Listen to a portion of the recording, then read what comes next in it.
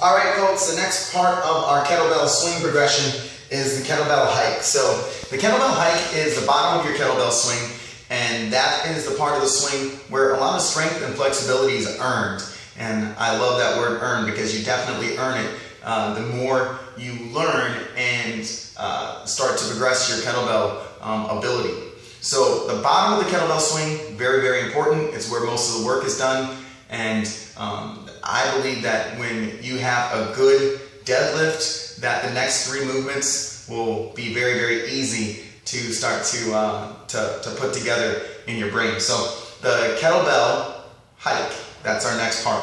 So we address the kettlebell just like we did with the, just like what we did with the deadlift. So we stand over the top of it. This time, instead of staying over the top of it, we're going to take a half step back. All right. We're going to be in this deadlift position. So we take that half step back. We're going to be in this deadlift position, right? And the knees, again, always tracked out or tracked over, never open, never too far in.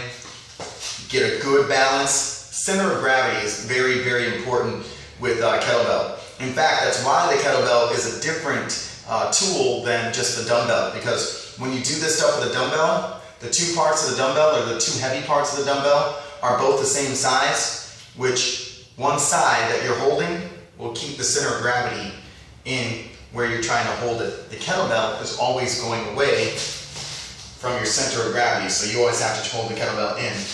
So the kettlebell hike is a real test of your center of gravity. So the kettlebell is going to go back, and then it's going to come back to this park position. So this is the park position. When we go into the park position, again, my knees are tracked, shoulders are rolled back, chest is out, butt is out. And what I like to do is when I come into this position, what you just saw there is me leaning back just a little bit, and I'll show you that. But when we bring the kettlebell into the park position or the hike position, we tilt it back just a little bit, and we make sure everything is in the center of gravity. We hike the kettlebell through our legs, and we park it nice and easy. Now here's the thing that I see a lot of the times happen with the hike, swing, hike, park, the puke and release. And I know it sounds gross, but the puke and release looks like this, okay? So, okay? The kettlebell should land softly just like an airplane lands, all right? So don't curve the back up, don't make the movement too big until you can control it, okay? So again, always efficacy over efficiency first. So let's show you that from the side, because the kettlebell hike is a very important movement to see from profile view. So again, we stand over the top of the kettlebell to address it, take that half step back, go into the deadlift position. We grab the kettlebell, chest out, butt out, knees are tracked over my ankles. I'm not too far forward. And I tilt the kettlebell back, and then I lean back. I hike it, and I land it very soft.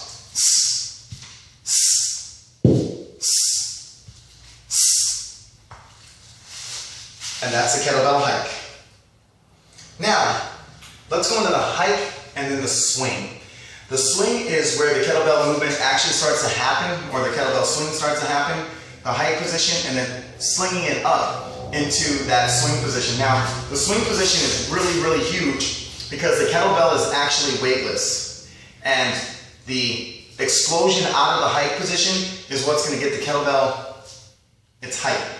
Okay, so what happens is my hamstrings, when I go back and I go deep into the kettlebell swing, or I go into the hike, my hamstrings open up and then snap forward. So it's kind of like a slingshot. Slingshot opens up, and then you release it, and it contracts the rubber back into the original position. That's what happens with your hamstrings with the kettlebell swing. And that's why it's such a dynamic movement. That's why it's such a powerful, agile, flexible movement. So the kettlebell swing, a new person getting in a kettlebell swing, I like to have them do it a certain way, just so they can feel the overload on the lower half of the body. So the overload with the lower half of the body comes just from holding the kettlebell. So I'll grab a new person and again, address the kettlebell. Go into the deadlift position, pick it up first, and just let them hold it right here. Shoulders are back, knees are locked out. standing straight up. All right? What I like to do with a new person is just to have them drop the kettlebell straight through their legs. Drop right there into a half deadlift position. Do you see that? All I did is dropped into a half deadlift position. So I didn't go all the way down, okay? I just dropped into a half deadlift position. That drop is going to get the kettlebell to go through my legs. All right? So now what I always just have the person do is drop and stand. Drop and stand. Drop and stand. What will happen, the kettlebell will start to do what it wants to do, and that is swing, just like a pendulum. So I have them stand up straight, shoulders rolled back, chest, the gaze where you should be looking, 9 o'clock to about 7 o'clock, drop and stand, drop, stand, drop, stand, drop, stand, drop, stand, drop, stand. Now, the track of my knees, remember, the track of my knees is not going forward. My knees aren't going forward. I'm sticking my butt out, my knees stay in the same spot, and I come up and lock out. All right? So I address it, pick it up, I drop and stand.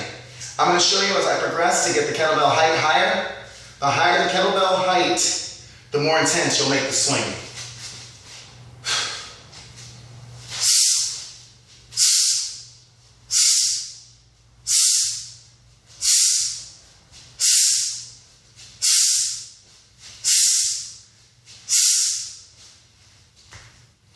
And that's the kettlebell swing.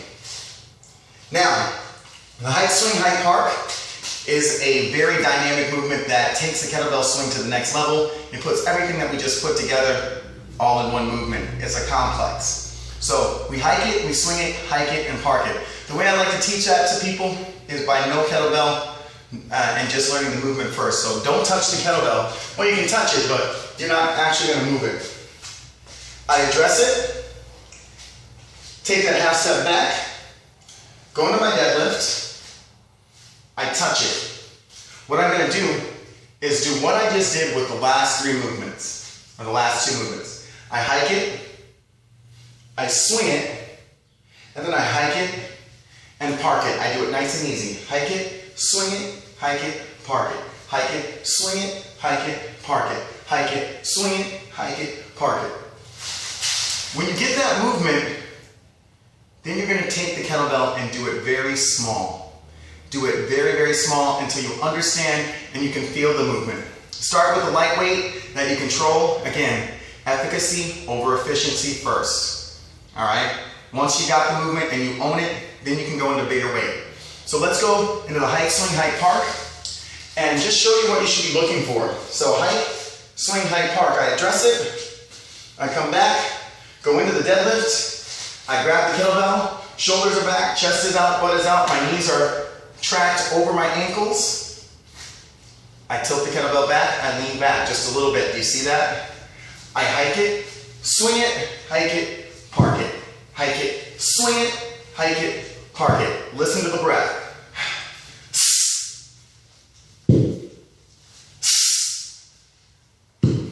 All right?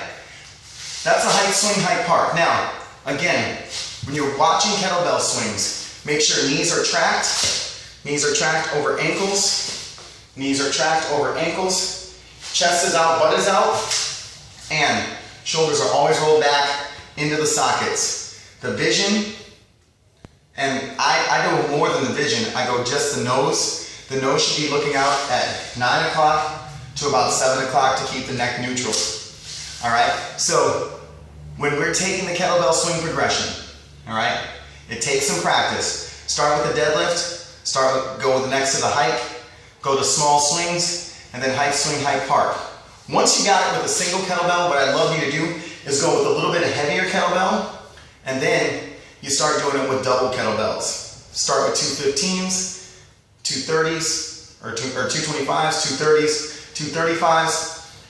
Once you really are starting to understand the power and the torque and bringing the kettlebell swing to its fruition, you start pumping out a 52.